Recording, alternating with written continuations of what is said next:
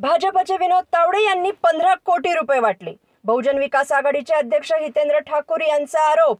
भारतीय जनता पक्षाचे सरचिटणीस विनोद तावडे यांनी विरारमध्ये पैसे वाटल्याचा आरोप बहुजन विकास आघाडीचे अध्यक्ष हितेंद्र ठाकूर यांनी केला आहे। विनोद तावडे यांच्याकडे असलेल्या बॅगेत 5 कोटी असल्याचे आरोप हितेंद्र ठाकूर यांनी केले। तसेच त्यांच्याकडून सापडलेल्या डायरीत 15 कोटी पैशांच्या नोंदी आहेत असा दावा हितेंद्र ठाकूर यांनी केला आहे। वसई रोड 5, विरार पश्चिम 4 आणि नालासोपार 4-5 अशा नोंदी यांनी माध्यमांसमोर वाचून दाखवल्या। दरम्यान विनोद तावडे 5 कोटी रुपये वाटण्यासाठी येणार असल्याची माहिती मला भाजपच्या नेत्यांनी दिली होती, परंतु मला वाटलं राष्ट्रीय स्तरावरील नेता अशा गोष्टी करणार नाही। पण आम्ही हॉटेलमध्ये पोहोचलो तर इथे विनोद तावडे यांच्यासोबत पैशांची बॅग सापडली अशी माहिती हितेंद्र ठाकूर यांनी दिली। विनोद तावडे राष्ट्रीय सरचिटणीस आहेत।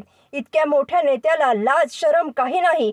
मतदारसंघ 48 तासांआधी सोडायचा असतो, इतकी साधी माहिती यांना नाही आणि हे शिक्षण मंत्री होते अशी टीका देखील त्यांनी केली।